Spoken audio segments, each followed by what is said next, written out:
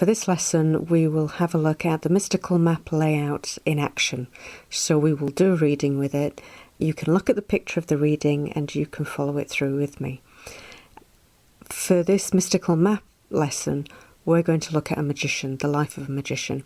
And I chose Franz Bardon to look at with this because he's a well-known magician. And if you don't know him, you should look him up. So, this is the overarching life of Franz Bardon. This is not who he married, what kids he had, whether he had a good time or a bad time. This is about what did his spirit come in with into his life, what was its purpose, and what happened to the spirit upon death. So you're looking at the overarching whole fate of the life of this man. The first card that I put down was the Bridge of Death, which goes in the first position, and what crossed it in the second position was the Abyss. So this tells us that this person came into life with the overall intention that something should happen upon his death. So he came into life specifically to die, because with his death he took something with him and he also moved into something. When we look up at the Star Father position, we see the inner temple. And that's the far future. That's what he goes to after the life and what he flowed from. So we can see that his death was very important. His soul came to do something by dying. Deep down in the Abyss, in the next position, we have the Blood Ancestor. Now this gets interesting because then as we work around, you'll start to see why this gets very interesting. Something to do with his death and his relations. You see, the Abyss that crosses him is to do with putting his blood ancestors into the Abyss. Now, when you think of when he was born and when he died and what happened in between in that area, you're looking at World War I and World War II and all the atrocities that went with it. And through his birth and death, as he died, he took something out and finished something to do with his racial line. So, from the blood ancestor, we will then look at what's in the past. What's in the past is union. So, in other lives, because we're looking at a whole life picture, in other lives, his lives, there was at least one of them that was very strong with a relationship, with a union with someone or with something. But not for this life. The Abyss in the position of the relationship, the crossing him, is the Abyss. Now we know he was married and we know he had children, so this is looking at a much deeper thing. So it's a breaking away of something. Up in the Ancestral Temple we have the Inner Librarian. This is a very unusual card to fall in this position. The Inner Librarian is an inner contact and often expresses as a deity who relays knowledge and information from the inner library to the magician. But then he became a writer. Up in the inner temple itself is the priestess magician. This could be read in a couple of different ways because the inner temple appears in the Star Father position, if you look across, and the priestess magician is sat in the position of the inner temple. So these two are related. It's either a female magician that's waiting for him, that's out of time, so it's an inner contact, or it's an aspect of female magical lines and priestesshoods, some of which can be unbalanced, are expressing through the inner temple for some reason in his life. We'll have a look around as we go around and see where that takes us. Down in the depths, in the Blood Ancestor, we have the Holder of Light. Now, the Holder of Light is where the divine impulse and the vital force upon death goes back to. If they're not going to go back into life, they go into the Holder of Light. The Holder of Light is like the divine version of the Abyss in the stars. It's where the vital force withdraws to when it's never going to reincarnate again. and that's down in his blood ancestor. So we have a look. Down in the abyss, we have the blood ancestor card itself. What this is telling us is that upon his death, whatever flows through his genetic line that is destructive is put to sleep finally and is not passed on. It wasn't passed on to his children, and it wasn't passed on to anyone else in his bloodline. So he's definitely putting something to sleep in this life. What could that be? Let's have a look. Down in Foundation we have Parasite. The Foundation, as you know from the first lecture, is the very anchor of a person, a land, a people, a system, and it's parasited. So it's telling us that in his bloodline, which is the body, the life, the very, very foundation of that bloodline was rotten. Hence, it ended with him. Normally, in a non-magical person, that would happen with sterility. They wouldn't be able to give birth. And it's not necessarily something in the blood that would cause illness or disability. It can be anything, but it's something that needs putting to bed and never ever coming back out again. Something in the very foundations of his bloodline was rotten. Whether it was a magical line or his bloodline, I'm veering towards the bloodline, but I could be wrong. It could be the actual magical line that he was connected to, which I don't know. I don't know enough about him. But it was rotten, and so it was put to sleep. So then we look up in the underworld, which is in the position of the Weaver.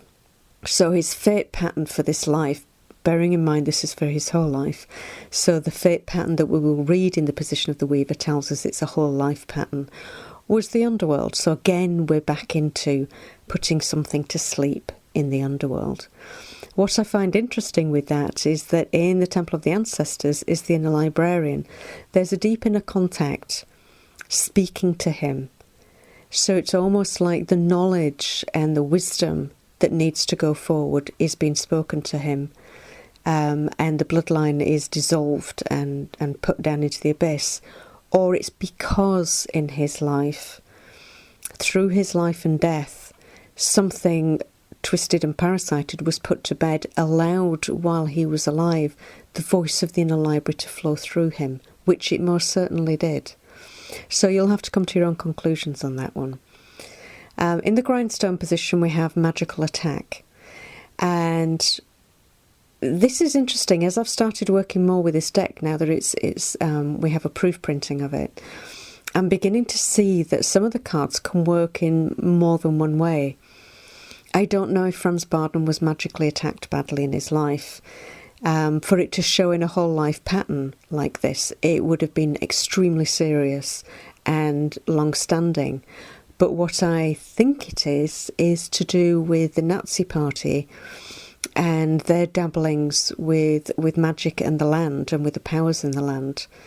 And the fact that he went through concentration camps and prisons, he would have been embedded within the centre of that by being put in a concentration camp. He was right in the intestines of all that was rotten in that Nazi picture. And that would show as magical attack. And obviously with it being in a position of the grindstone, it was something that ground away at him throughout his life, and will have contributed towards his physical illness, which he had lots of problems with. In the magical temple we have seclusion. I read this as being that although he has these deep inner contacts from the inner temple, the inner library, the priestess magician, his own magic was himself. He was within seclusion of a system. He didn't operate within a set system. He was his system. He was himself. And he stood alone in that system, upholding it. Kudos to him. Down in the home and hearth, I would have expected to see his wife, his children, or his people of his country, the land. And what we have is this deep power of the protector of souls. The protector of souls is a female divine power, a root deity who gathers up the souls from the dead and holds them in her cloak while they sleep. if they're not ready to go back into life or to be in a contact or to move further deeper into the divine pattern, they stay with her and they rest. So she was with him in life. But I also think this mirrors something that was going on during World War II. There was mass slaughter, particularly of Jewish people, but of anybody that was old or different, they were slaughtered in huge amounts. And in the midst of all that destruction and horror was this protector of souls who would gather up that dead. So it's not a power that stopped people being killed. It was a power that gathered up the souls of those dead people and held them in her cloak and gave them solace until they were ready to move forward. And she's very much in his picture, and probably in the picture of his nation too. So there's interesting stuff going on here. To me, this shows a man who was far more than just an interesting magician. He was actually a key player in his time. And when you look at key figures, sometimes you don't see this, they're just who they are. Other times you will see key figures, and although they may appear bad or stupid or indifferent on the surface, often they're bringing in a great power through their life and death. And Franz Bardon certainly wasn't stupid or destructive in any way, but what he did do was, through his own destruction and suffering in his life, he took out a lot of badness with him. It's like he gathered it up and took it out, and because of that, earned a place in the inner worlds. Where are we? We'd looked at the protector of souls, and the next is the what's in the unravelling, which is communication. Now, this is very interesting. He wrote books, and he wrote powerful books, and now in his future we can look back at them and maybe say, oh well, I think he was wrong about this, and maybe he got that wrong, and that was very old-fashioned. That's all surface detail. What is underneath that work is very powerful and very beautiful work. And the inner librarian, showing so predominantly in his reading, shows he was working directly within a contact as he was writing. They were writing through him. They were speaking through him. And that writing, that contacted writing, is incredibly difficult on the body, as I am finding out through the Quareia work. It's very, very tough on the body. And we show it in the unravelling position. We can see it. The communication was his unravelling, in that it weakened him. Between that and the magical attack in the grindstone, and you often read the grindstone and unraveller together, the magical attack gave him strength in a strange way. And the stuff that was going on around him that was so evil was giving him strength. He was given the strength to do what he needed to do. What unravelled him was the service of writing. So then we move on to what's in the dreams and wishes, and we have temptation. This card can mean lots of different things. It's a surface card, it's a people card. It's whatever tempts you. And when you read that with the unraveller, because the unraveller is often triggered by temptation in, I think I can do just a little bit more of this. I think I can get away with doing that. I can't be bothered disciplining myself in this way or limiting myself. So it's very possible that he had a dream of producing a whole new set of magic, of magical training for the future. It was something that he obviously thought was extremely important. And he worked with inner contacts, and that unravelled him. The writing unravelled him, maybe also because he pushed it that little bit too far. And there's also a temptation that can come in visionary work and within magic, where you're tempted to play with things, you're tempted to show off with things, or to trivialise things, or to push things further than they need to go. And that's a very fine line. You can't judge someone on that. It's an incredibly fine line. And that was something that did swill around in his dreams and probably his visionary work as well. So what was the outcome? The outcome is the giver of gifts.